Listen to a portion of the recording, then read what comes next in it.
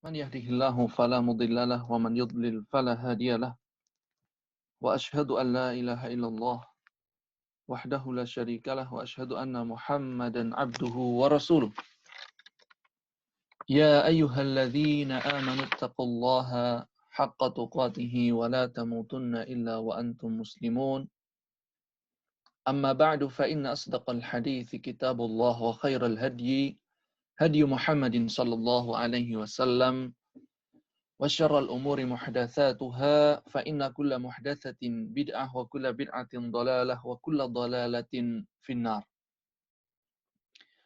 Ma'asyiral ikhwah wal akhawat, Bapak Ibu sekalian, jamaah yang dirahmati Allah Subhanahu wa taala. Segala puja dan puji hanyalah milik Allah Subhanahu wa taala yang senantiasa membimbing, yang senantiasa melimpahkan hidayahnya kepada kita. Kita patut bersyukur kepadanya atas hidayah tersebut karena sesungguhnya itu adalah murni nikmat dari Allah. Dan kita tahu bahwa Allah telah menyebutkan di dalam hadis qudsi, ya ibadi kullukum dhallun illa man hadaituhu. Wahai hamba-hambaku, sesungguhnya kalian semua itu tersesat. Kalian semua adalah orang-orang yang tersesat. Illa man hadaituhu, kecuali siapa yang aku berikan petunjuk. Fastahduni ahdikum, maka mintalah petunjuk kepadaku, aku akan berikan petunjuk kepada kalian. Jadi kita tahu Islam, kita bisa memeluk agama Islam, kita tahu halal haram, kita bisa tahu sunnah-sunnah Rasulullah Sallallahu Alaihi Wasallam, kita tahu mana bid'ah, mana sunnah. Itu adalah hidayah murni dari Allah. Patut untuk kita renungkan dan kita syukuri. Dan ini terkait dengan bab yang akan kita bahas pada kesempatan hari ini, yaitu pembahasan tentang ingkar kepada nikmat Allah. Maka saya mengawali dengan nikmat yang terbesar dalam hidup kita, yakni hidayah. Baik itu hidayatul taufik maupun hidayatul irsyad wal bayan. Hidayah yang berupa taufik maupun hidayah yang berupa al-irsyad. Kita patut bersyukur kepada Allah. May yahdihillahu fala mudhillalah wa may yudlil fala hadiyalah. Siapa yang Allah berikan petunjuk, tidak ada yang bisa menyesatkan. Dan siapa yang Allah sesatkan, tidak ada yang bisa memberikan petunjuk.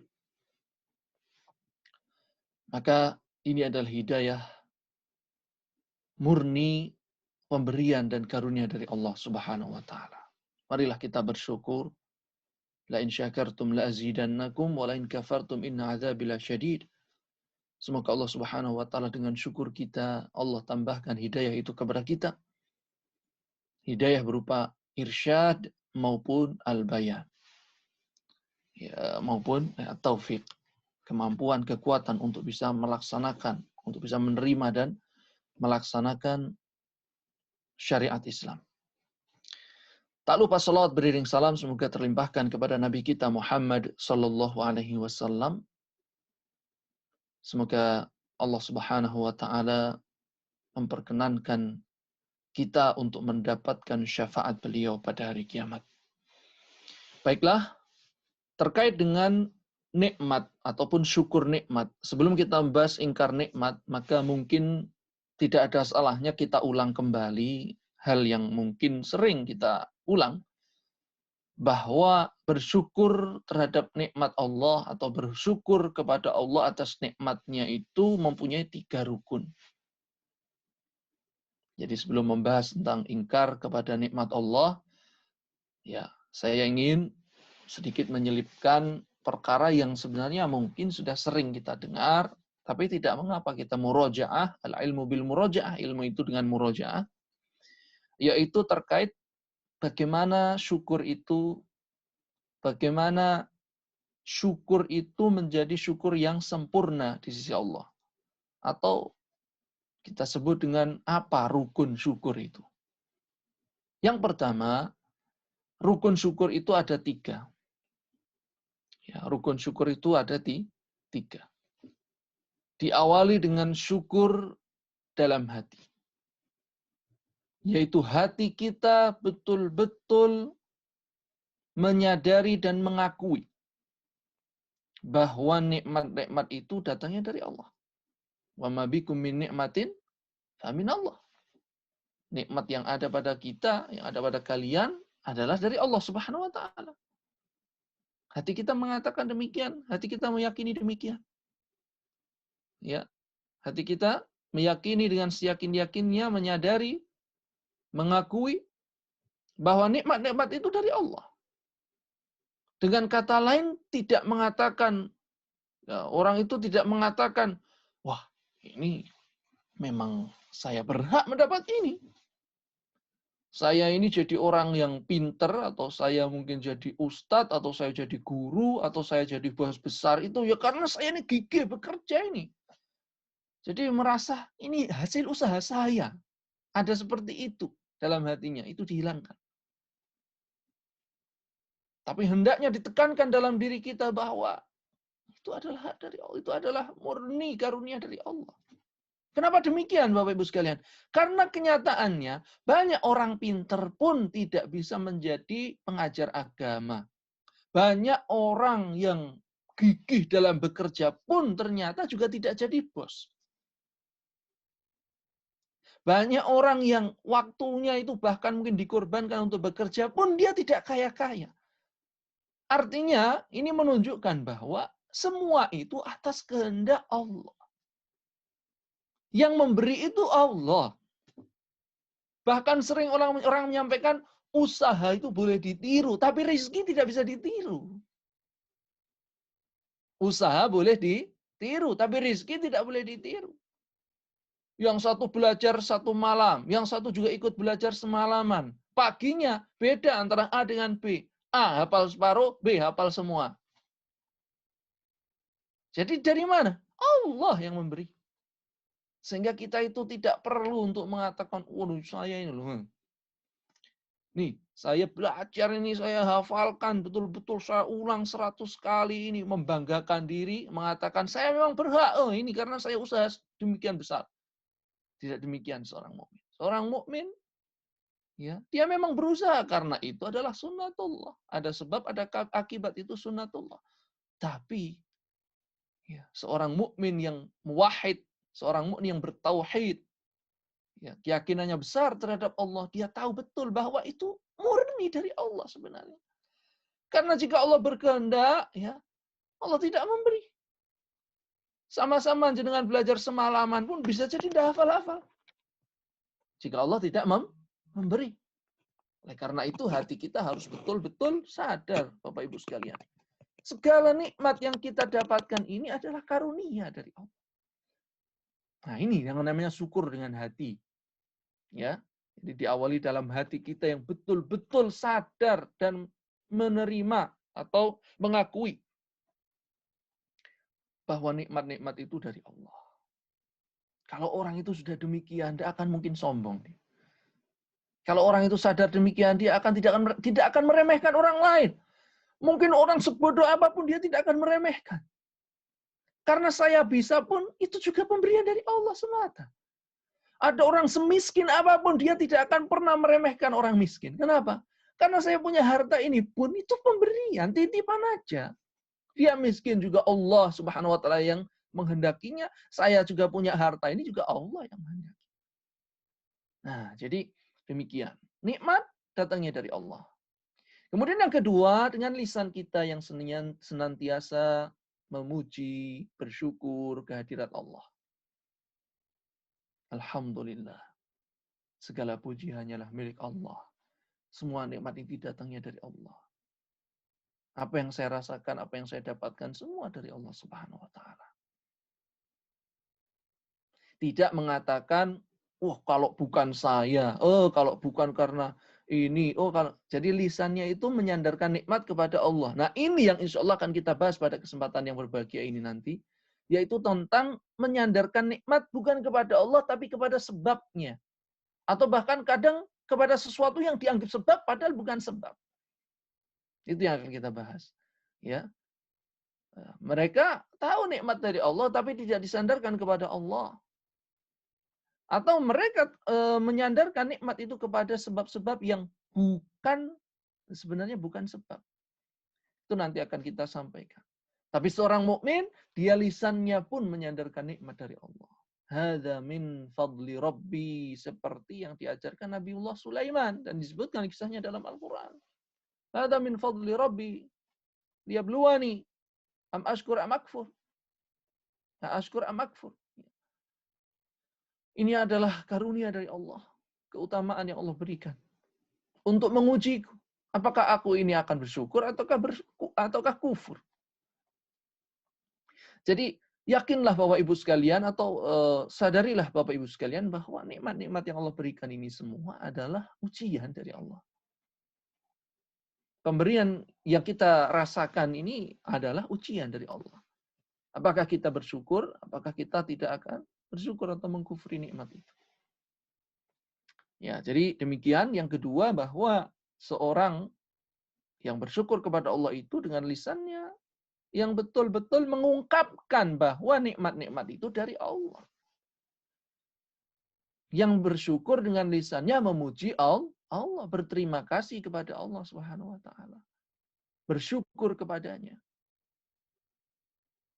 Bersyukur kepada Allah Subhanahu wa taala, bukan malah menyandarkan nikmat kepada selainnya. Kepada selain Allah Subhanahu wa taala. Dan juga diantaranya adalah dengan lisan itu menceritakan nikmat kita yang kita dapatkan.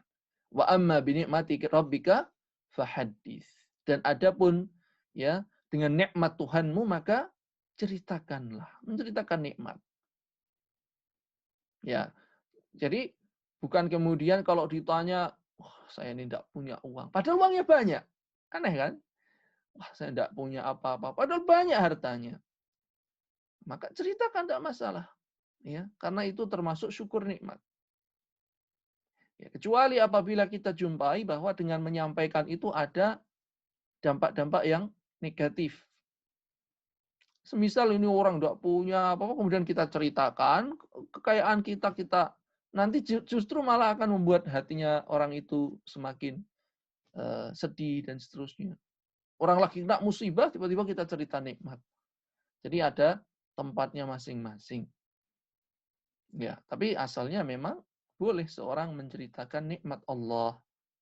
Dan ini sesuai dengan firman Allah Subhanahu wa taala, wa amma bi ni'mati rabbika fahaddits. Maka kita pun tidak boleh langsung suudzon kalau ada orang cerita nikmat yang Allah berikan kepadanya. Kadangkala orang memukul rata, waduh, ini lagi nyombongkan kekayaan nih. Wah, ini lagi pamer. Belum tentu kita husnudzon. Barangkali memang dia sedang ingin menceritakan nikmat yang Allah yang Allah berikan kepadanya. Wa amma bi ni'mati rabbika fahaddits. Ya. Jadi belum tentu apa yang kita saksikan itu adalah sesuai dengan persangkaan kita. Ya. Namun memang juga tidak sedikit manusia itu yang menceritakan atau menampakkan itu untuk pamer. Itu juga ada. Jadi memang innamal a'malu binniyat. Amalan itu sesuai dengan niatnya. Orang berpakaian bagus, sama-sama orang berpakaian bagus, sama-sama pakai minyak wangi, Masya Allah. Yang satu adalah untuk menampakkan nikmat Allah yang berikan kepadanya. Dan Allah suka itu. Innallaha jamilun yuhibbul jamal. Yang pertama, Allah itu maha indah dan Allah mencintai keindahan. Dan Allah cinta jika bekas nikmatnya itu nampak pada seorang hamba. Jadi jangan kemana-mana pakai pakaian compang-camping, padahal dia punya pakaian bagus. Sementara yang satunya, dia pakai pakaian bagus untuk pamer. Jadi memang sesuai dengan niatnya masing-masing. Tapi kita tidak tahu kan apa yang dalam hati, maka kita husnudzon kepada saudara kita. Ya, kemudian yang terakhir, yaitu syukur dengan anggota badan, yaitu apa? Maksudnya, menggunakan nikmat-nikmat itu untuk mendekatkan diri kepada Allah Subhanahu wa taala. Nah, inilah syukur nikmat. Ya. Inilah syukur nikmat. Kullu nikmatin la tuqarribuka minallah fahiya baliyah. Karena kalau nikmat itu tidak kita gunakan untuk taqarruban ilallah, mendekatkan diri kepada Allah, justru akan menjadi musibah. Karena semua nikmat itu akan dipertanggungjawabkan di hadapan Allah. Jangankan nikmat-nikmat yang luar biasa, air saja itu akan dipertanggungjawabkan di sisi Allah. Seteguk air yang kita minum akan dipertanggungjawabkan di hadapan Allah Subhanahu wa taala. Tsumma la tus'alunna yauma idzin 'anin na'im. Kemudian benar-benar kalian akan ditanya di hari itu tentang nikmat. Tentang nikmat. Kadang kalau orang meremehkan nikmat air, coba kalau kita pergi ke daerah Gunung Kidul atau Pacitan atau Wonogiri yang kekeringan ya. Alhamdulillah di tempat saya tidak kekeringan. Di tempat-tempat yang kekeringan, yang air itu harus beli. Lihat mereka, betapa ngirit itu. Wudhu itu, air wudhunya ditadai. Mungkin nanti untuk ngasih minum sapi, atau mungkin untuk nyuci apa ini dan itu. Ya, betul-betul dimanfaatkan. Hujan yang turun itu dialirkan, diarahkan semuanya ke tong air, bak air besar. Jadi kalau turun hujan, air hujan dikumpulkan, dimanfaatkan. Sampai sedemikian. Dan beli airnya per tangki. Satu tangki 120.000, 130.000, 150.000, tergantung jaraknya dari tempat pengambilan air atau jauh dekatnya dari pusat air, sumber air.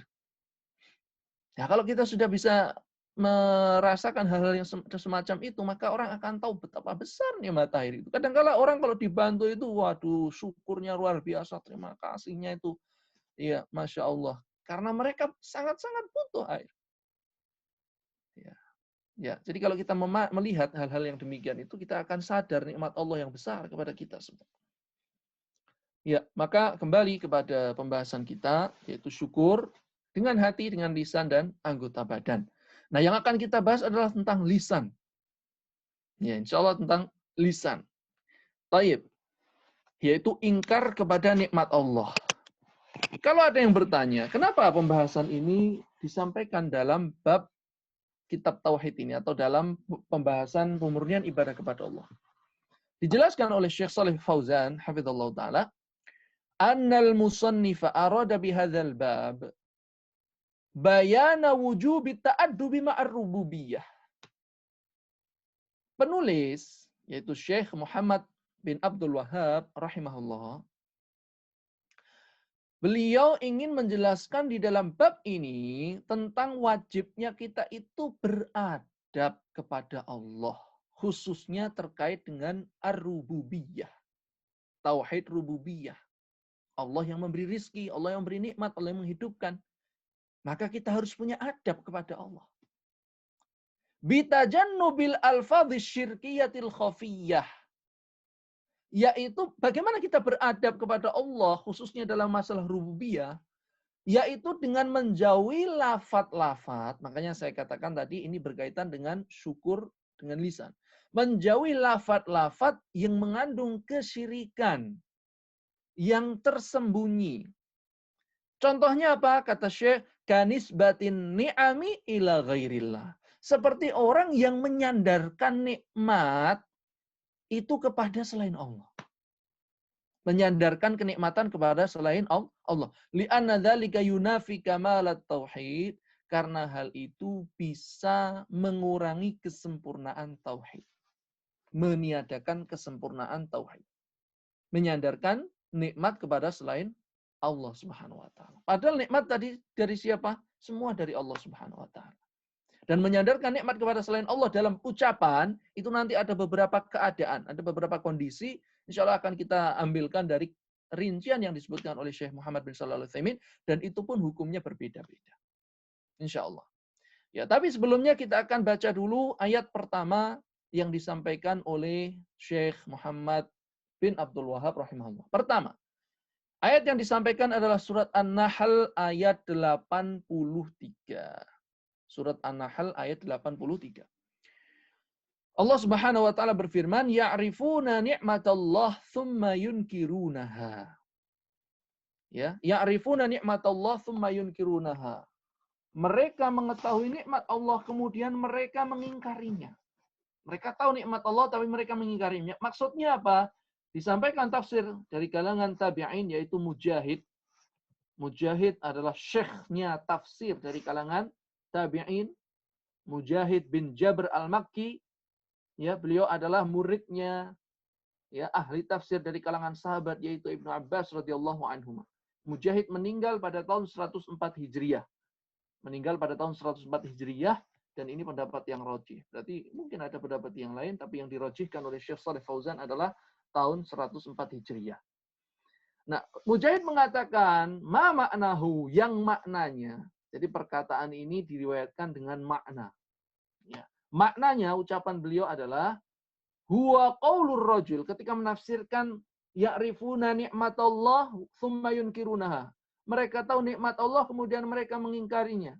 Tapi mereka mengingkarinya. Apa maksudnya itu? Maka Mujahid mengatakan maksudnya itu adalah ucapan seorang atau seorang,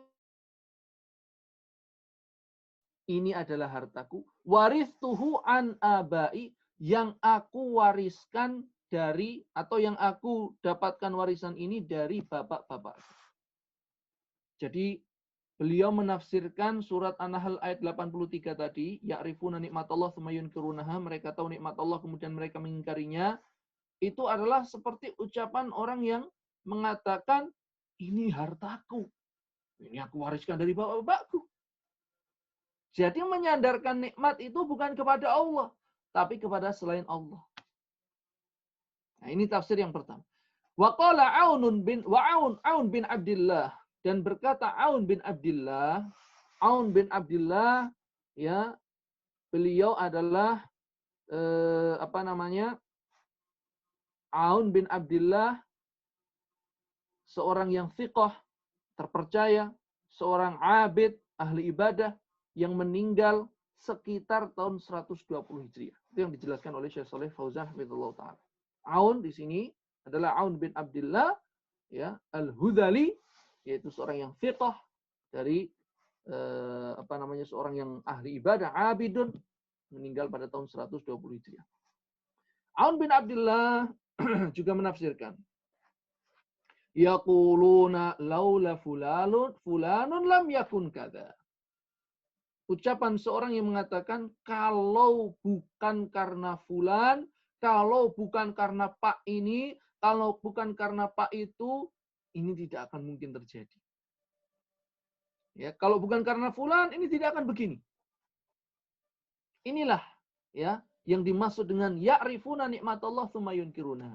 Mereka menyandarkan, menisbatkan nikmat itu bukan kepada Allah, tapi malah kepada selain Allah Subhanahu wa ta'ala. Ya. Kemudian waqala Ibnu Qutaibah, tafsir yang ketiga yang disampaikan oleh Syekh Muhammad Tamimi, yaitu ucapan Ibnu Qutaibah. Siapa Ibnu Qutaibah? Ibnu Qutaibah yaitu Abdullah bin Muslim bin Qutaibah.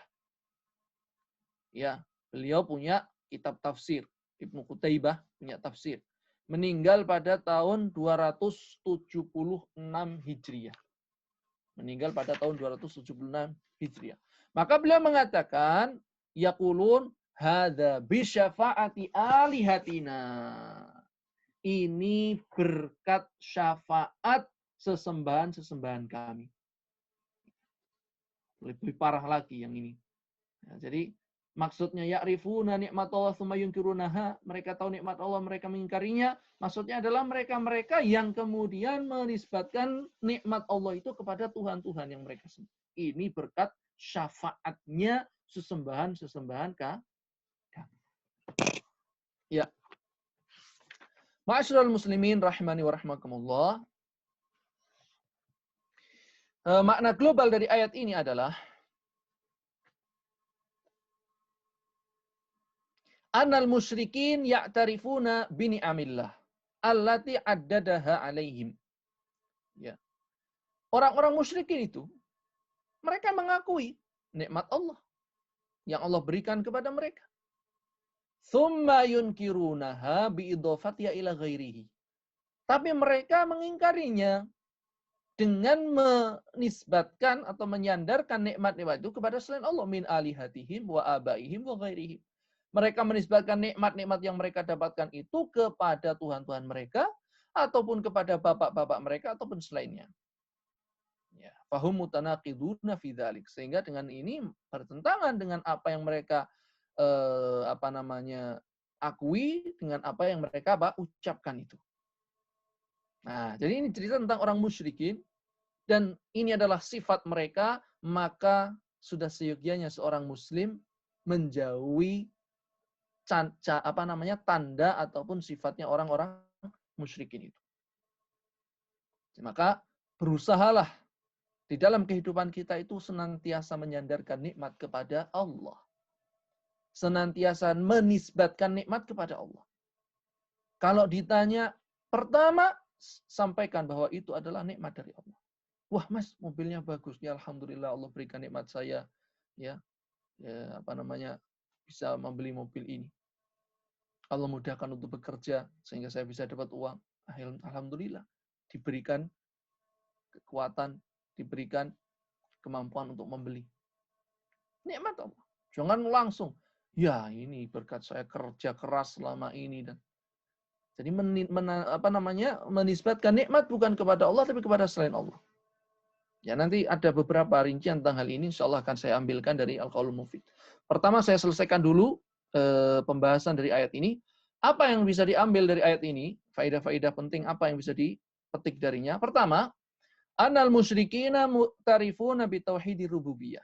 Pelajaran pertama dari ayat ini, orang musyrik itu juga mengakui tauhid rububiyah. Makanya kalau ada orang mengatakan bahwa yang namanya tauhid itu yang penting meyakini Allah itu ada, itu belum muslim. Kenapa? Karena orang-orang musyrikin pun punya keyakinan tauhid rububiyah. Mereka meyakini itu. Yang beri rezeki itu Allah, yang menghidupkan mematikan Allah, Allah itu ada, tapi belum menjadikan mereka masuk ke dalam Islam. Ini yang pertama. Kemudian yang kedua, jadi sekali lagi tauhid itu lengkap ya, rububiyah, uluhiyah, dan asma wa sifat. Bukan hanya rububiyah saja. Bahkan inti dari agama Islam itu adalah bagaimana membawa manusia memurnikan ibadah kepada selain Allah Subhanahu wa taala. Karena buktinya zaman jahiliyah orang-orang musyrikin pun sebenarnya sudah meyakini tauhid rububiyah. Nah, yang kedua, wujubu nisbatin ni'ami ilallahi wahdahu. Nah, ini yang terkait dengan pembahasan kita yaitu apa? Wajibnya menyandarkan nikmat itu hanya kepada Allah. Jangan menyandarkan nikmat kepada selain Allah meskipun ya kita tahu bahwa memang dia adalah sebabnya. Sebab saya dapat ini itu adalah fulan. Tapi untuk menjaga adab kita kepada Allah Subhanahu wa taala, maka ya sandarkan nikmat itu kepada Allah Subhanahu wa taala. Kemudian boleh menyebutkan siapa yang menjadi sebabnya. Bukan langsung ya. Tapi nanti sekali lagi ada rinciannya tentang hukumnya, insyaallah. Yang ketiga, at-tahdhiru min nisbatin ni'ami ila ghairillah li'annahu syirkun fir rububiyah. Kata Syekh Shalih Fauzan, ya, ayat ini menjadi peringatan ya agar tidak menisbatkan nikmat kepada selain Allah karena itu syirik dalam rububiyah Allah. Kan yang memberi nikmat Allah. Sekarang gini, ada sebab memang. Tapi siapa yang membuat sebab? Siapa yang menjadikan sebab ini ada? Kan Allah. Sehingga yang patut untuk dipuji, yang disyukuri siapa? Allah Subhanahu wa taala. Allah Subhanahu wa taala. Contoh gampangnya kalau yang disebutkan Syekh Saleh Muhammad bin Shalih Al-Utsaimin, gambaran aja ya, ini analogi aja. Ada bos. Bosnya punya pembantu. Pembantunya ini dikasih tahu sama bosnya, Pak, ini ada coklat, tolong kasihkan ke Tu Agus di sana. Atau kasihkan ke Fulan. Atau kasihkan ke Fulana. Kemudian pembantunya tadi nganter.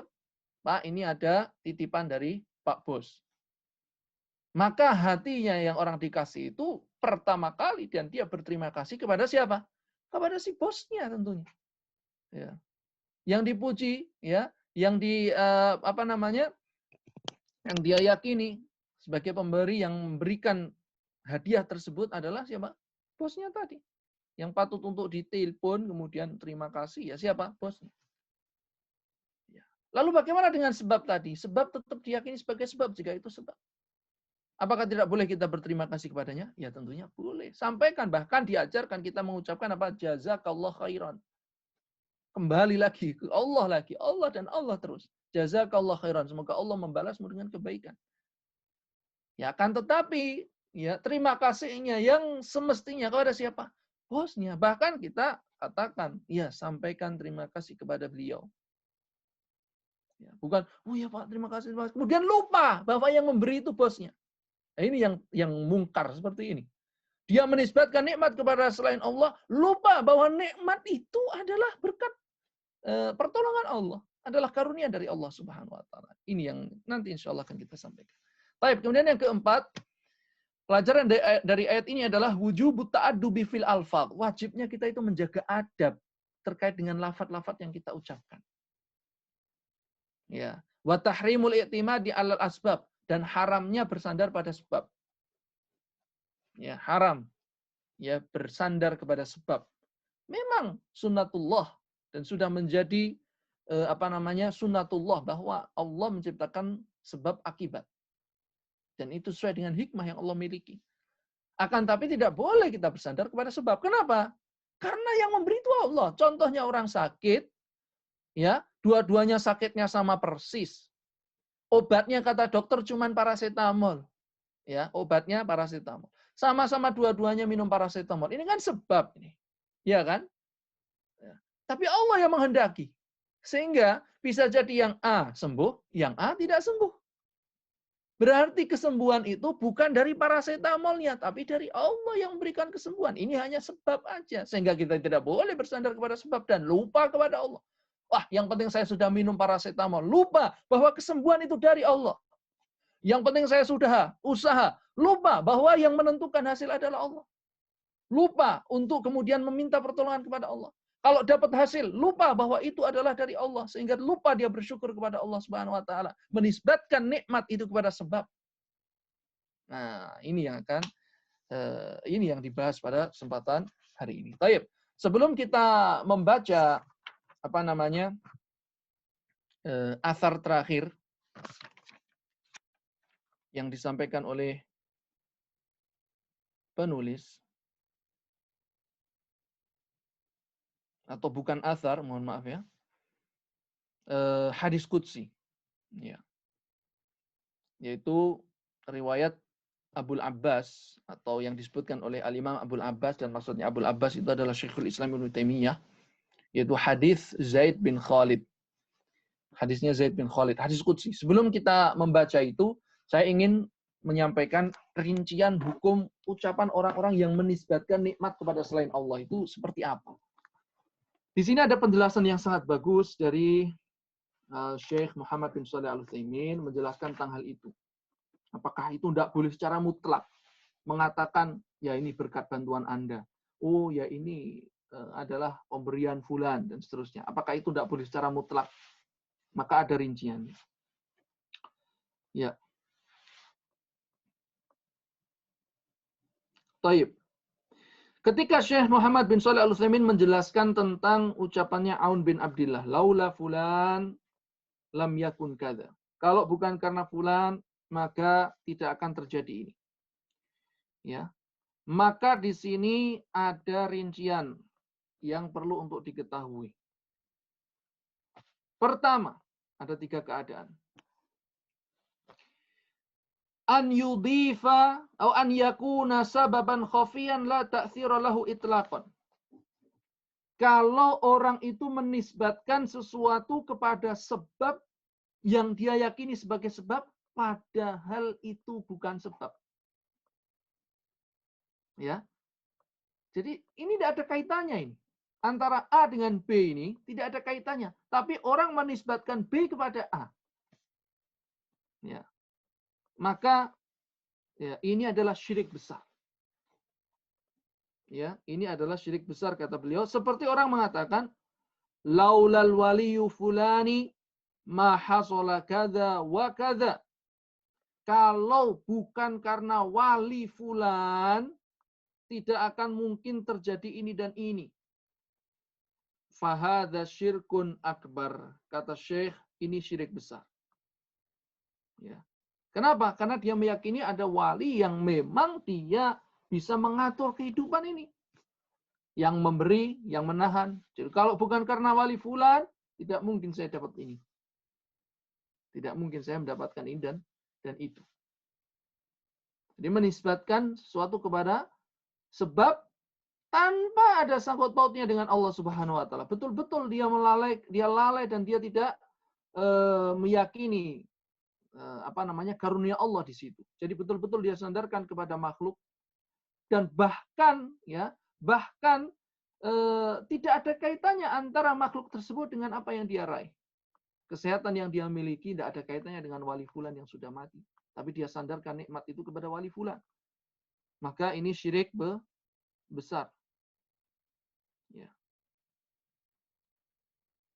Akan tetapi, ya, kalau orang itu hanya menyandarkan suatu kepada sebab yang bukan merupakan sebab, tapi ya dia meyakini itu sebagai sebab, padahal bukan sebab. Ya, dia hanya meyakini itu sebatas sebab, ya, padahal itu bukan sebab, dan dia yakin sebenarnya yang datangkan itu adalah Allah. Cuman dia mengambil sesuatu yang bukan sebab sebagai sebab. Ini syirik kecil. Ini sudah pernah kita bahas dalam permasalahan syirik dalam masalah sebab, syirkul asbab atau asyirkul fil asbab. Jadi dia meyakini semua nikmat dari Allah, cuman dia mengatakan atau meyakini sesuatu yang bukan sebab sebagai sebab. Hanya sebatas sebab saja. Ini syirik kecil. Karena dia yakin yang mendatangkan Allah, yang memberi Allah. Dengan sebab ini. Padahal itu bukan sebabnya. Ya. Padahal itu bukan sebabnya. Seperti tatoyur. Nah, datangnya kesialan ini karena tadi adanya burung hantu. Jadi dia meyakini sebab datangnya sial itu burung hantu. Ya. Tapi meyakini hanya sebagai sebab saja. Semua terjadi atas kehendak Allah. Ini syirik kecil. Tapi kalau di sini yang disebutkan dalam contoh ini oleh Syekh, ya, ketika seorang meyakini bahwa wali fulan ini yang mengatur kehidupan, sehingga saya bahagia, saya dapat nikmat ini adalah karena wali fulan. Kalau tidak ada wali fulan, saya celaka. Kalau tidak ada wali fulan, saya akan terjadi begini dan begini. Ya, maka seperti ini syirik besar. Wallahu a'lam. Taib, ini yang pertama, yaitu menyandarkan suatu nikmat kepada selain Allah yang tidak ada kaitannya, yang tidak ada hubungan sebab akibat dengan nikmat tersebut. Maka ini jelas tidak boleh, haram. Syirik. Bisa jadi syirik kecil, bisa jadi syirik besar tadi. Kalau dia meyakini itu sebagai sebab saja, maka itu syirik kecil. Tapi kalau dia meyakini bahwa benda atau fulan itu yang memang mendatangkan dengan sendirinya tanpa campur tangan dari Allah Subhanahu wa taala, dia betul-betul tidak menyandarkan atau betul-betul tidak meyakini Allah yang memberikan nikmat itu, maka ini syirik besar. Ini syirik besar. Kemudian keadaan yang kedua, an yudhifahu ila sababin sahihin sabitin syar'an aw hisan.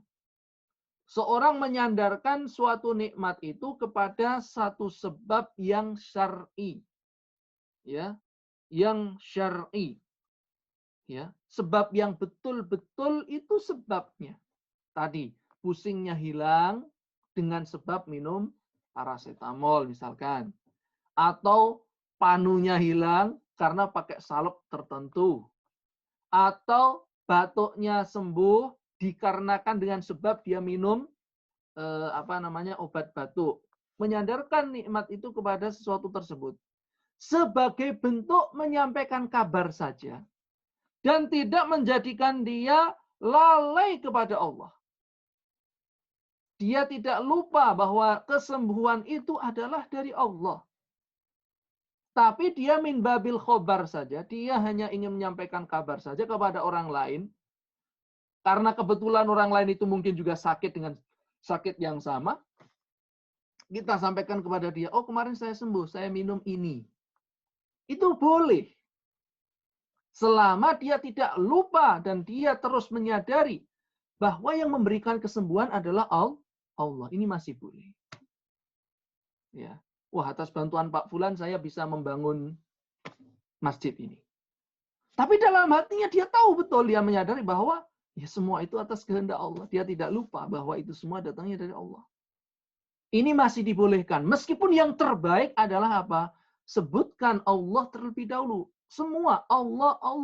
Nikmat adalah Allah. Bisa bangun masjid, Allah memberikan kemudahan. Saya bisa lulus S1, lulus S2, ini adalah nikmat dari Allah Subhanahu wa taala lewat Nah, boleh dengan ya perantara Bapak Fulan memberikan saya bantuan beasiswa. Semua nikmat dari Allah. Nah, ini yang paling top seperti ini. Jadi semua muaranya kepada Allah. Karena kalau kita pikirkan, Fulan yang membantu kita sekolah, dia dapat rezeki dari siapa? Dia usahanya bisa mudah dari siapa? Tokonya bisa laris, siapa yang memberikan? Usahanya lancar, siapa yang membuatnya lancar? Kan Allah juga. Jadi semua itu dari Allah Subhanahu wa taala. Ya, jadi yang terbaik adalah kita awali dengan memuji Allah Subhanahu wa taala. Semua karunia dari Allah, ya. Dan dengan perantara Bapak Fulan, ya, Allah memberikan kemudahan kepada kami untuk menyekolahkan anak kami atau untuk membangun ini atau untuk mendapatkan ini. Tapi seorang yang kemudian mimbabil khobar, menyampaikan kabar, ya, sehingga menyandarkan nikmat kepada sebab, itu pun masih dibolehkan. Selama dia tetap ya dalam hati meyakini ya semua dari Allah Subhanahu wa taala. Tapi tadi mungkin ada orang sakit batuk-batuk. Pak, wah jenengan kok batuk-batuk? Ya saya kemarin minum obat ini saya sembuh. Nah, sekedar seperti itu masih dibolehkan karena hanya apa? Menyampaikan kabar saja ya bahwa dengan sebab itu saya apa? Mendapatkan kesembuhan. Tapi dia tetap meyakini dalam hati, dia tidak lupa dan tidak lalai bahwa kesembuhan adalah dari Allah Subhanahu wa taala. Ini masih dibolehkan. Ya, kemudian keadaan yang ketiga, dia menyandarkan nikmat itu kepada sebab, tapi hatinya apa? Ya, dia lalai bahwa mohon maaf. Ini adalah seperti apa yang saya sampaikan di pertama tadi. Dia menyandarkan sesuatu sebab, ya, yang bukan sebabnya. Yang ini merupakan syirik kecil. Hatinya tetap mengingat Allah, hatinya tetap menyandarkan bahwa ini datangnya dari Allah Subhanahu wa taala, akan tetapi lisannya dia menyandarkan sesuatu kepada sebab yang bukan sebabnya. Yang syirik kecil tadi ya. Jadi kalau boleh saya ulangi, keadaan yang pertama tadi itu syirik besar. Yaitu kapan? Yaitu ketika seorang menyandarkan sesuatu kepada sebab yang khafi, yang tersembunyi, yang tidak ada kaitannya, dan dia betul-betul tidak mengingat Allah sama sekali bahwa betul-betul ini adalah karena fulan, karena wali fulan, karena keberkahannya wali fulan, saya bisa sukses, saya bisa sembuh, saya bisa mendapatkan ini dan itu. Maka ini syirik besar. Ya, ini adalah syirik besar. Ya, tanpa campur tangan dari Allah Subhanahu wa taala. Ya. Kemudian yang kedua yaitu menisbatkan sesuatu kepada sebabnya yang benar, benar-benar sebab, dan hatinya tidak lalai. Tetap dia meyakini bahwa semua itu adalah karunia dari Allah Subhanahu wa taala. Ya, maka ini masih dibolehkan. Ya, hadza jaizun. Ya, selama dia tetap meyakini itu bukan bereaksi dengan sendirinya. Obat-obatan itu tidak kemudian bereaksi dengan sendirinya, melawan ini, penyakit ini dan itu. Semua adalah dari Allah Subhanahu wa taala, Allah yang menentukan. Ya, maka ini masih dibolehkan. Nah, yang ketiga itu yang syirik kecil tadi yang saya sebutkan di awal, yang mungkin pernah kita bahas dalam syirkul asbab, yaitu apa? Seorang menyandarkan sesuatu kepada sebab yang mana itu bukan sebab. Ya, batu ponari. Ya, pernah ingat ya? Batu, wallahu alam. Semoga Allah memberikan pintu hidayah mungkin sekarang seorang yang sudah taubat. Tapi batu ketika itu diyakini sebagai penyembuh atau sebab kesembuhan. Dicelupkan di air, diminum, orangnya sembuh. Ya. Nah, maka menyandarkan kesembuhan bukan kepada sebab yang sebenarnya itu sebab. Ya, kalau orang meyakini bahwa Allah yang memberikan itu, ya, tapi dengan sebab batu ini, maka ini syirik kecil. Kenapa? Karena dia telah menjadikan sebab yang mana pada hakikatnya itu bukan sebab. Ya, ja'lu ma laisa bisababin sababan. Menganggap sesuatu yang bukan sebab sebagai sebab, ini syirik kecil. Tapi kalau keadaannya seperti yang pertama tadi, dia meyakini batu itu yang menyembuhkan dengan sendirinya. Ini batu sakti ini, bisa menyembuhkan orang sakit. Tidak ada kaitannya dengan Allah Subhanahu wa taala. Maka orang ini jatuh dalam syirik besar. Wallahu a'lam bishawab. Baik. Jadi Yang dilarang adalah ketika seorang itu menyandarkan nikmat kepada selain Allah Subhanahu wa taala, ya, kepada sebab, ya, kemudian dia lupa kepada Allah, lalai kepada Allah. Sebab yang syar'i dan lupa kepada Allah. Kalau yang sebab bukan syar'i jelas ya, tidak boleh ya. Menyandarkan sesuatu yang kepada sesuatu yang bukan merupakan sebab itu jelas larang, jelas dilarang. Bisa jadi syirik kecil, bisa jadi syirik besar. Tapi menyandarkan sesuatu kepada sebabnya yang zahir, ya, maka kalau tidak menjadikan orang itu lalai kepada Allah Subhanahu wa taala masih dibolehkan. Ya, masih dibolehkan. Misalkan tiba-tiba orang datang, waduh pekerjaanmu jam segini sudah selesai semua. Oh iya, ya, berkat bantuannya Pak Fulan. Ini sebagai untuk sekedar mengkabarkan, maka ini masih dibolehkan. Karena hatinya, selama hatinya tidak apa, lalai kepada Allah Subhanahu wa taala dan dia meyakini fulan yang bantu dia tadi itu hanya sebab yang memberikan kemudahan, yang menentukan kita bisa selesai dengan cepat pekerjaan ini adalah Allah Subhanahu wa taala dengan sebab fulan tadi. Ini dibolehkan. Yang tidak boleh adalah ketika dia menyandarkan sesuatu kepada fulan, contohnya tadi ya karena bantuan fulan, karena andilnya fulan saya bisa selesai dengan cepat, dia lalai kepada Allah. Ini yang tercela. Ini yang tidak dibolehkan. Wallahu a'lam bishawab. Karena itu tidak beradab kepada Allah Subhanahu wa taala. Tidak beradab kepada Allah Subhanahu wa taala. Karena Allah yang beri nikmat. Tapi yang top, yang terbaik ya adalah selalu dan senantiasa kita nisbatkan nikmat itu kepada Allah. Dan kalau kita mengikuti apa yang disampaikan oleh Syekh Saleh Fauzan, beliau tidak merinci seperti apa yang disebutkan oleh Syekh Utsaimin, menunjukkan bahwa beliau tegas. Nisbatkanlah ya nikmat itu kepada Allah saja. Tadi sudah kita sampaikan di antara pelajaran dari ayat itu adalah wujubu nisbatin ni'ami ilallahi wahdahu. Nisbatkan nikmat itu kepada Allah saja. Ini yang terbaik dan ini adab kepada Allah. Jadi kalau ada apapun nikmat yang kita rasakan, karunia dari Allah. Langsung. Baru kemudian menyebutkan sebabnya. Boleh. Ya, tapi toh kalau orang menyebutkan sebab, selama tidak menjadikan dia lalai kepada Allah bahwa semua datang dari Allah, maka itu sebenarnya masih dibolehkan, ya, masih dibolehkan. Tapi kalau sampai menjadikan orang itu lalai, bahkan naudzubillah bersandar kepada sebab ini, ya'rifuna nikmatallah tsumma yunkirunaha. Ya. Mereka tahu nikmat Allah, kemudian mereka mengingkarinya. Yaitu apa? Menyandarkan nikmat kepada sebab. Nah, tadi kan di antara tafsirnya disebutkan hadza mali waristuhu an abai. Ini adalah hartaku yang aku wariskan dari bapak-bapakku. Nah, ini ucapan seperti ini bisa jadi apa? Terlarang. Jika seorang lalai bahwa nikmat itu datang dari Allah Subhanahu wa taala. Ya, kurang adab kepada Allah Subhanahu wa taala. Maka mulai sekarang Bapak Ibu sekalian, sebisa mungkin ya kita senantiasa mengingat nikmat itu dari Allah. Nikmat itu dari Allah Subhanahu wa taala sehingga lisan kita yang keluar adalah pujian kepada Allah. Baru kemudian menyebutkan sebab yang Allah berikan, yang Allah takdirkan, maka tidak mengapa min babil khobar untuk menyampaikan berita. Ya, ini adalah karunia dari Allah, ini adalah nikmat dari Allah dengan perantara Pak Fulan. Ya, saya dapat ini adalah nikmat dari Allah Subhanahu wa taala, ya, pemberian dari Allah Subhanahu wa taala, lewat perantara fulan, Allah berikan saya nikmat begini dan begini. Ya, demikian wallahu a'lam. Wa qala Abdul Abbas ba'da hadithi Zaid bin Khalid alladhi fihi anna Allah Ta'ala qala, ya, Syekhul Islam Ibnu Taimiyah yaitu Abdul Abbas, beliau mengatakan setelah ya menyampaikan firman Allah dalam hadis qudsi, asbaha min ibadi mu'minun bi wa kafirun bi. Ya, asbaha min ibadi ini sudah pernah kita sampaikan tentang hadis ini sebenarnya dalam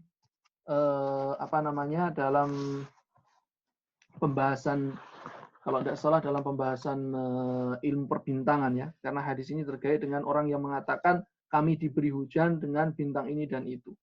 Jadi pagi ini di antara hamba-hambaku ada yang beriman kepadaku dan ada pula yang kafir. Ya, kalau boleh saya lanjutkan hadisnya, adapun orang yang mengatakan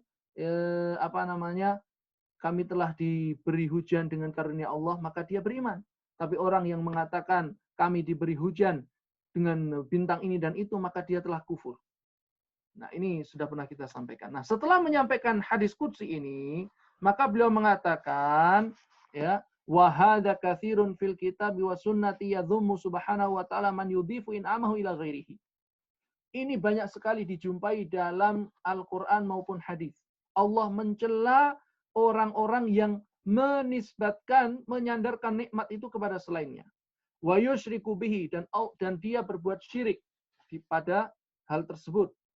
Qala ba'dus salaf, sebagian dari salaf, para pendahulu kita yang soleh mengatakan, kata beliau, kaqaulihim kanatir rihu tayyibatan wal mallahu hadhiqan. Contohnya orang yang mengatakan, ya, anginnya enak, nahkodanya tangkas dan sebagainya. Ya, wa nahwi dzalika mimma huwa jarin ala alsinati katsir, ya, dan juga banyak sekali ucapan-ucapan yang itu sering diucapkan oleh manusia. Jadi kalau ada lancar perjalanannya di laut dengan kapal, dia mengatakan wah anginnya top ini. Padahal lancarnya itu semua adalah dari Allah. Kemudian dia juga mengatakan nahkodanya hebat, nahkodanya tangkas. Menyandarkan nikmat jalannya kapal itu kepada bagusnya perjalanan kapal, nikmatnya perjalanan kapalnya itu kepada nahkoda tadi, kepada angin tadi. Ya, maka ya wallahu a'lam lebih baik dihindarkan. Meskipun sebenarnya wallahu taala alam, ketika itu hanya min babil khobar, kalau mengikuti rincian Syekh Muhammad bin Shalih Al-Utsaimin, maka itu tidak masalah selama tidak menjadikan orang lalai, bahwa kemudahannya tetap datangnya dari Allah dengan sebab angin tadi. Ya. Tapi kalau seorang itu menyandarkan nikmat kepada Allah, ini yang terbaik. Alhamdulillah Allah berikan kita nikmat, perjalanan kita mudah. Angin dibuat oleh Allah Subhanahu wa taala sesuai dengan apa yang kita inginkan. Angin berhembus seperti apa yang kita mau. Allah yang menjadikan itu semua. Ya. Kemudian nahkoda, alhamdulillah Allah karuniakan kepada kita seorang nahkoda, sopirnya perahu itu. Orangnya hebat, diberikan karunia oleh Allah Subhanahu wa taala kehebatan sehingga perjalanan kita nyaman. Ini yang terbaik, demikian ucapannya. Ya, meskipun sekali lagi kalau hanya sekedar untuk menyampaikan kabar, ya, dan itu memang betul-betul sebab, artinya kan perahunya berjalan bagus kan juga dengan betul-betul dengan sebab angin tadi. Kemudian juga perahunya jalannya enak kan betul-betul juga dengan sebab nahkodanya yang tangkas tadi. Hanya untuk menyampaikan kabar itu saja sebenarnya itu masih dibolehkan. Dan tapi ingat syaratnya apa? Tetap meyakini bahwa itu hanya sebatas sebab. Sehingga tidak menjadikan kita lalai kepada Allah yang menjadikan itu sebab. Yang memberikan Allah. Yang mendatangkan angin siapa yang menciptakan? Allah. Yang membuat nahkodanya sekarang ini sehat walafiat sehingga dia bisa menyetir dengan baik. Itu kan Allah. Jadi yang pantas dipuji dari awal dan akhir. Sejak awal pertama sampai akhir Allah. Nah, ini yang terbaik. Itu kalau orang tauhidnya top. Allah dan Allah semua datangnya dari Allah. Nikmat ini dari Allah Subhanahu wa taala. Karena kalau Allah menghendaki bisa jadi anginnya dibelokkan. Kenapa Anda memuji angin? Nah, kalau Allah berkehendak, nahkoda itu bisa jadi dibuat datangnya telat sehingga diganti dengan nahkoda yang lain. Ya. Atau kalau Allah menghendaki, nahkoda itu tidak diberikan kepintaran untuk menyetir, keahlian untuk nyetir. Kalau Allah menghendaki, maka yang patut dipuji dari awal sampai akhir siapa? Allah. Nah, begitu. Jadi seorang yang bertauhid, beriman kepada Allah Subhanahu wa taala senantiasa menyandarkan nikmat itu kepada Allah. Ya, meskipun ya, menyandarkan suatu kepada sebabnya yang betul-betul sebab ya. Ya, itu pun ya kalau hanya sebatas untuk menyampaikan kabar sehingga tidak menjadikan dia bersandar kepada sebab itu, ya, tidak menjadikan dia lalai kepada Allah yang berikan nikmat, itu masih dibolehkan. Ini yang kami tahu, yang kami ikuti dari penjelasan dari Syekh Muhammad bin Shalih Al-Utsaimin rahimahullah. Jadi bukan sebab itu yang melaksanakan tugas itu dengan sendirinya, bukan si sebab itu, tapi Allah. Hanya saja itu yang menjadi sebabnya. Nah, ini masih dibolehkan. Tapi kalau menyandarkan suatu nikmat kepada sebab yang bukan sebabnya, itu jelas tidak boleh.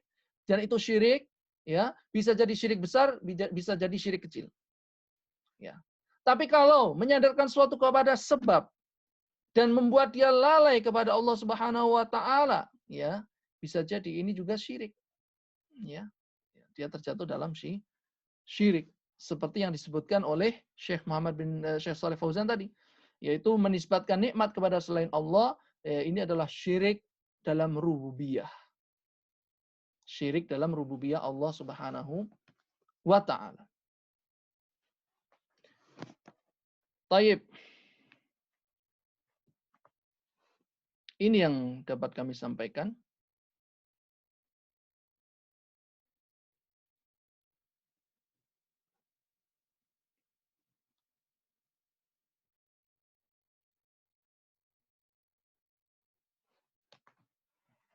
Wallahu taala a'lam bishawab. Selesai sudah kita dari bab ini. Alhamdulillah. Pas sekali waktunya. Ada pertanyaan sebenarnya yang masuk. Assalamualaikum, Waalaikumsalam warahmatullahi wabarakatuh. Saya suka dengar, mungkin maksudnya saya sering dengar, kalau ada yang sakit di Belanda, bilangnya untung kita tinggal di sini, semua dimudahkan oleh Allah buat kesehatan. Ya, bagaimana hukumnya Ustadz? Karena di negeri kita ini juga bisa juga mendapatkan kesembuhan. Karena di negeri kita juga bisa kita mendapatkan kesembuhan. Wallahu a'lam. Ketika dia mengatakan itu semua karena kemudahan di negeri ini yang Allah berikan berupa orang sakit atau orang itu, tiap orang itu ada dokternya masing-masing yang tiap hari atau mungkin tiap beberapa waktu ngecek kesehatannya. Berbeda dengan negeri kita, mungkin tidak setiap orang itu punya dokter sendiri yang menangani sendiri, yang tahu persis riwayat sakit kita. Jika maksudnya hal itu dan dia mengatakan itu adalah sekadar menisbatkan sesuatu kepada sebab dan dia mimbabil khobar bahwa itu adalah sebab dan meyakini bahwa itu adalah kemudahan yang Allah berikan, maka insya Allah tidak mengapa. Insya Allah tidak mengapa. Karena dia masih mengatakan semua adalah kemudahan dari Allah ya untuk kesehatan kita. Ya, di sini masih disebutkan itu. Nah, ini bagus. Artinya semua adalah kenikmatan dari Allah yang Allah berikan kepada kita. Di sini mudah, ada obat, berobatnya mudah, kemudian ada dokter ini dan itu untuk tiap orang. Kalau di Indonesia mungkin mau ke rumah sakit saja kalau tinggal di kampung jauh, maka ini min babil khobar untuk menyampaikan kabar. Wallahu a'lam, ini masih dibolehkan. Karena betul itu adalah sebab kemudahan kesehatan yang Allah berikan kepada kita. Dekatnya rumah sakit, adanya dokter yang tahu riwayat sakit kita, wallahu alam itu masih dibolehkan. Ya, tapi kalau orang mengatakan wah semua di sini mudah ini dan lalai bahwa itu adalah kemudahan yang Allah berikan, maka ini tidak boleh. Ya, ini tidak boleh. Ya. Dan bukan berarti di sini saya menyarankan bahwa orang itu lebih baik tinggal di sini. Saya tidak mengatakan demikian. Kita hanya fokus dalam masalah pertanyaan yang disampaikan, yaitu tentang kesehatan yang di sini penanganannya dibandingkan dengan kesehatan di Indonesia.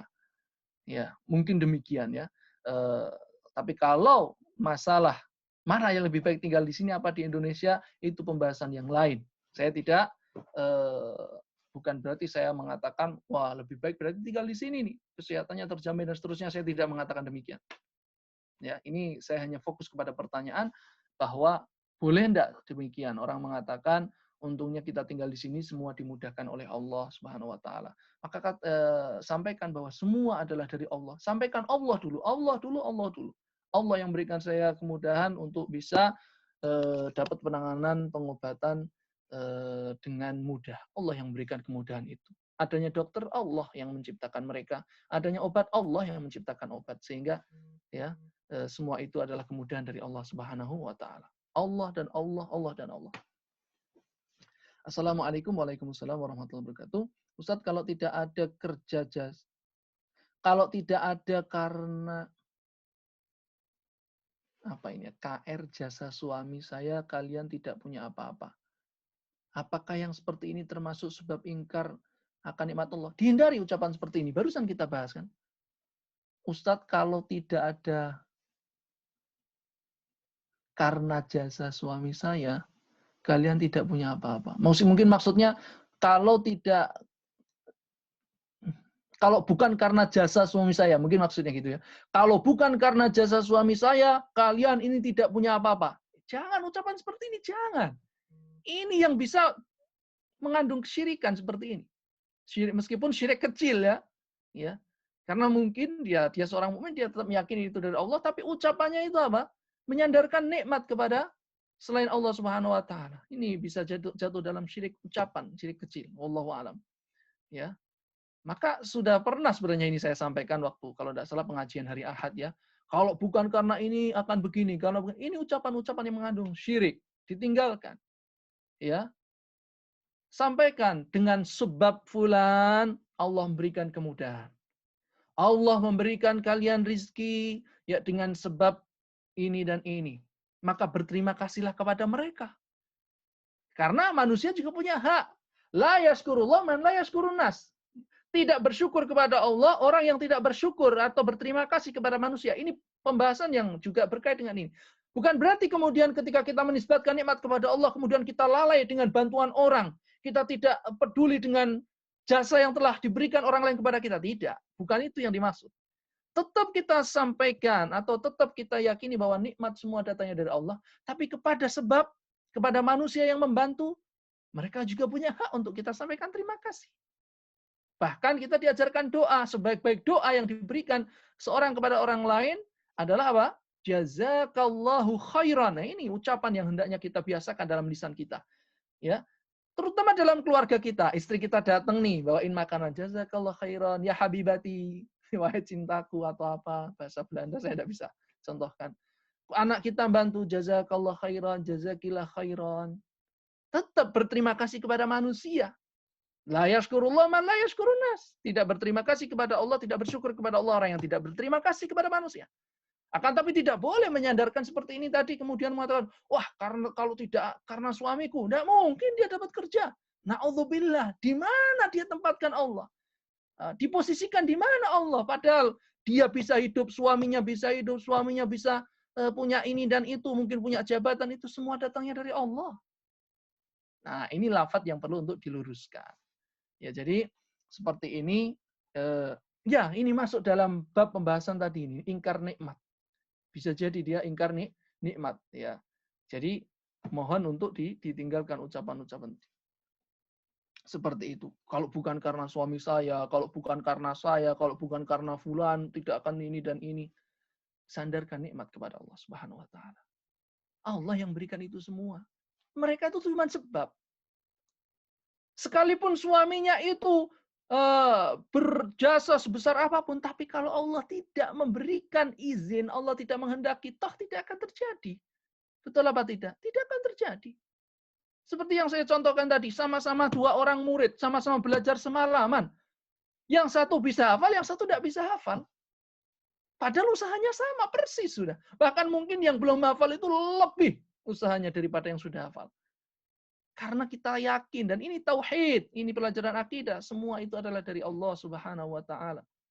Tapi kalau kemudian mengatakan, wah karena usaha saya, kalau bukan karena usaha saya, oh karena bukan jasa dia, gini dan begini, maka ini lafaz-lafaz yang hendaknya untuk ditinggalkan, diganti, dihindari. Baik, wallahu a'lam bishawab. Meskipun sekedar tadi kalau ada orang nanya, oh ya tuh karena saya dibantu Pak Fulan, akhirnya pekerjaannya cepat selesai. Ini masih dibolehkan karena menyandarkan suatu kepada apa namanya sebab apa namanya menyebutkan sebab dari hasil terjadinya sesuatu sebagai bentuk menyampaikan kabar dan dia meyakini semua itu kemudian datangnya dari Allah Subhanahu wa taala. Tapi kalau yang lafaz ini tadi ya seperti yang dilarang nih laula fulan lam yakun kada. Kalau bukan karena fulan tidak akan begini dan begitu. Maka dihindarkan itu naudzubillah mengandung syirik kecil dalam ucapan itu. Yang kedua, di luar tema, apakah ada malam, ini waktunya sudah lebih 10 menit, Nah, di luar tema ini bagaimana? Apakah ada amalan membaca alhamdulillah 100 kali pagi dan sore dan pahalanya seperti bersedekah 100 kuda perang? Saya tidak tahu, wallahu alam. Zikir pagi dan sore yang ada adalah apa namanya? Istighfar, itu bisa di waktu pagi atau waktu sore 100 kali. Kemudian juga subhanallah wa bihamdi, subhanallah wa bihamdi, subhanallah wa bihamdi, itu yang akan mengampunkan dosa meskipun mithla zabadil bahr, meskipun dosanya sebanyak buih di lautan. Subhanallah wa bihamdi, subhanallah wa bihamdi. Ya. Adapun alhamdulillah wallahu alam, saya tidak tahu. Ya. Taib, ya, saya tidak jumpai. Ya, kalau jenengan juga tidak punya hadisnya, ya jangan diamalkan dulu sampai jenengan datang hadis kepada jenengan. Hadis yang sahih yang bisa dijadikan pijakan. Ini yang dapat kami sampaikan, kurang lebihnya saya mohon maaf, dan banyaklah belajar, dengarkan juga kajian-kajian tentang tauhid ini dari YouTube. Ustadz-ustadz kita banyak, ada Ustadz Firanda, ada Ustadz Abdurrahman Thayyib, ada Ustadz banyak sekali ya tentang pelajaran akidah ataupun yang bahas kitab tauhid ini, dengarkan dari mereka ya, karena kita manusia tidak akan luput dari kesalahan ya. Bisa jadi apa yang saya sampaikan kurang tepat sehingga ibu-ibu bisa mendapatkan yang top, yang tepat dari mereka. Dan kalau Bapak Ibu mendapatkan sesuatu yang kurang dari apa yang saya sampaikan atau mungkin keliru, salah ucap, sampaikan sehingga saya bisa meluruskannya. Saya bisa membenahi apa yang salah daripada apa yang saya pahami. Jazakumullah khairan. Akhirul kalam, subhanakallahumma bihamdik, asyhadu an la ilaha illa anta astaghfiruka wa atubu ilaik. Wassalamualaikum warahmatullahi wabarakatuh.